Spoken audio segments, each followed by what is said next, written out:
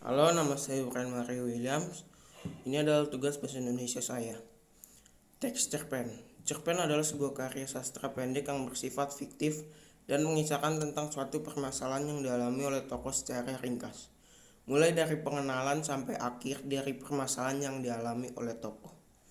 Pada umumnya, cerpen hanya mengisahkan satu permasalahan yang dialami oleh satu tokoh.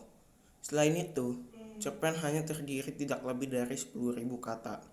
Hal inilah yang membuat cerpen dapat selesai dibaca dalam sekali duduk.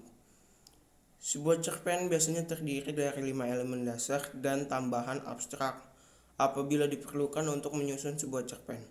Berikut adalah struktur penyusun cerpen. 1. Abstrak. Abstrak merupakan sebuah pemaparan awal dari cerita yang akan disampaikan. Abstrak merupakan pelengkap dari sebuah cerpen. Oleh karena itu, abstrak bisa jadi tidak ada dalam suatu cerpen. 2. Orientasi. Orientasi menjelaskan tentang latar baik waktu, tempat, maupun suasana yang ada dalam sebuah cerpen. Yang ketiga, komplikasi. Komplikasi adalah struktur di mana terdapat pemaparan awal sebuah masalah yang dihadapi oleh tokoh. Biasanya watak dari tokoh yang diceritakan di cerpen akan dijelaskan pada bagian ini. Keempat, evaluasi. Evaluasi adalah masalah yang dipaparkan akan semakin memuncak. Puncak dari masalah tersebut ditulis dalam bagian evaluasi. Yang kelima, resolusi. Resolusi merupakan akhir dari permasalahan yang ada dalam cerpen. Solusi dari permasalahan yang dialami oleh tokoh tersebut akan dijelaskan. Yang keenam, koda. Koda adalah pesan moral yang ada dalam sebuah cerpen yang disampaikan oleh penulis kepada pembaca. Unsur-unsur cerpen. Yang pertama, unsur intrinsik. Unsur intrinsik adalah sebuah cerpen yang memiliki unsur pembentuk yang ada di dalam cerpen itu sendiri. Unsur tersebut dinamakan dengan unsur intrinsik. Terdapat berbagai unsur intrinsik pembangun cerpen, yaitu pertama tema. Tema itu pokok pikiran yang mendasari jalannya cerita pendek. Yang kedua, alur atau plot. Alur atau plot adalah urutan peristiwa yang ada di dalam cerpen. Umumnya alur dari cerpen dimulai dengan perkenalan, konflik, klimaks, lalu penyelesaian. Yang ketiga, setting. Setting itu adalah latar atau tempat, waktu dan suasana yang terdapat pada cerpen. Yang keempat, tokoh. Tokoh adalah pemeran yang diceritakan di dalam cerpen, baik pemeran utama maupun pendukung. Yang kelima, watak. Watak adalah sifat pemeran yang di dalam cerpen. Watak dibagi menjadi 3, yaitu protagonis, baik, antagonis, jahat, dan netral. Yang keenam, sudut pandang. Merupakan cara pandang penulis menceritakan isi atau kejadian dalam sebuah cerpen. Sudut pandang dibagi menjadi 2, yaitu sudut pandang orang pertama dan sudut pandang orang ketiga. Sudut pandang orang pertama adalah pelaku utama.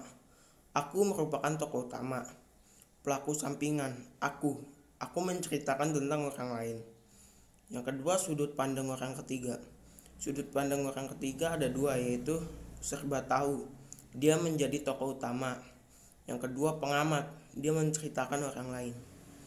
Yang ketujuh, amanat. Amanat adalah pesan atau pelajaran yang terdapat di dalam cerpen, baik bersirat maupun tersurat. Unsur ekstrinsik.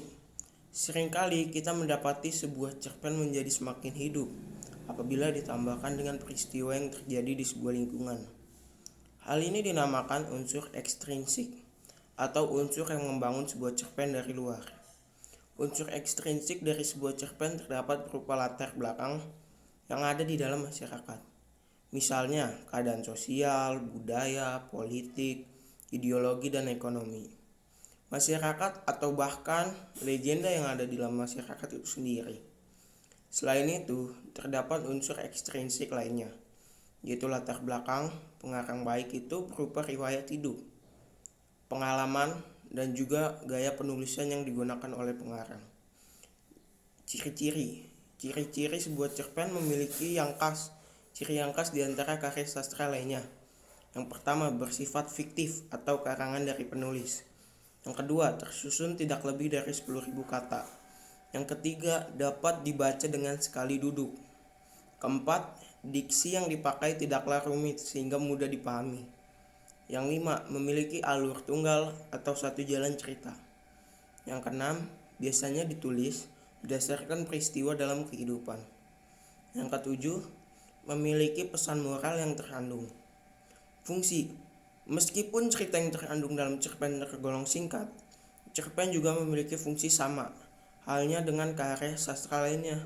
Fungsi cerpen tergolong menjadi 5 jenis, yaitu fungsi rekreatif, artinya sebagai penghibur bagi para pembaca. Yang kedua, fungsi estetis, memiliki nilai estetika atau keindahan sehingga memberi rasa puas. Yang ketiga, fungsi didaktif. Fungsi didaktif artinya memberi pembelajaran atau pendidikan bagi para pembaca. Yang keempat, fungsi moralitas, memiliki nilai moral sehingga pembaca mengetahui mana yang baik dan buruk berdasarkan cerita yang terkandung.